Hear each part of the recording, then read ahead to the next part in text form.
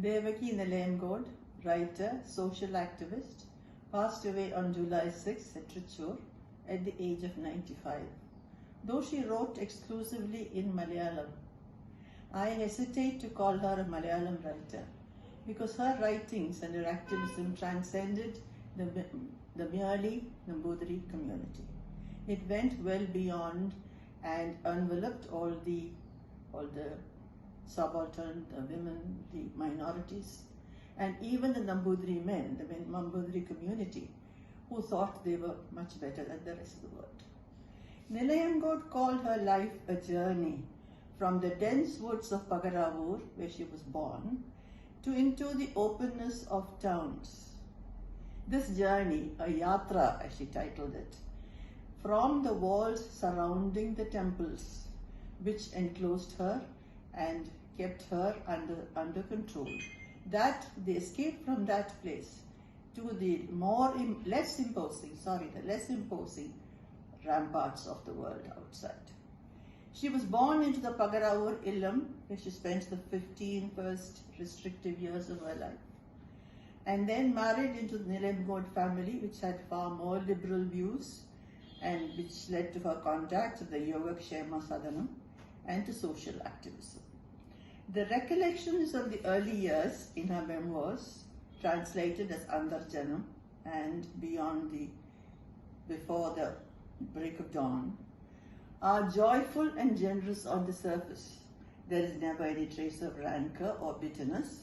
Instead, there is acceptance, but also the steely will to make the changes needed to go on her journey.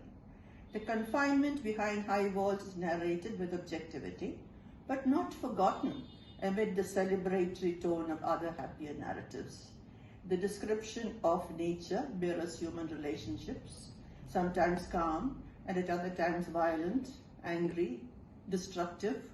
All the rites and rituals of various festivals are observed joyously, but the carnage caused by floods, by death due to undiagnosed fevers, snake bites, death for lack of good medical attention, even those were not forgotten.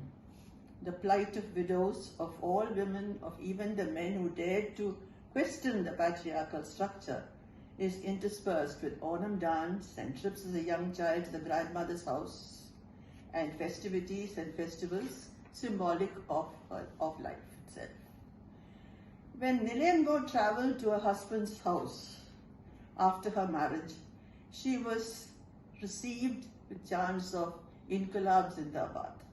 Her husband's progressive family urged her to join the school run by the Sadanam, but she was hesitant to do so. She explained her reluctance by saying that in her early years she had had no formal schooling.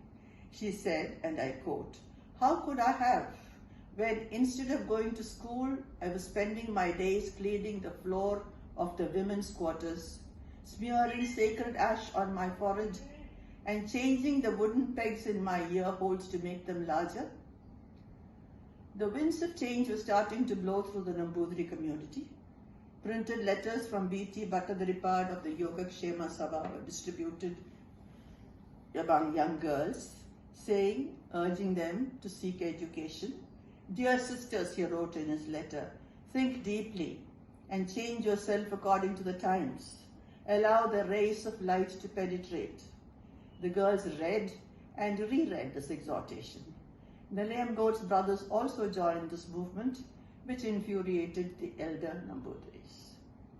She herself, after her marriage, became an active member of the Yogakshema Sabha and travelled extensively with other Antarjanams to encourage girls to get a higher education, and also equally to reassure their families that the girls would be safe at the Sadanam. She was greatly enthused by E.M.S. Nambudiripad's famous clarion call, "Let us make the Nambudiri a human being." After 1950, the Yogakshema Sabha lost its preeminence and she moved with her family to a new house. The hopes of the reformers were gradually being realized, and the reform movement therefore no longer held much importance.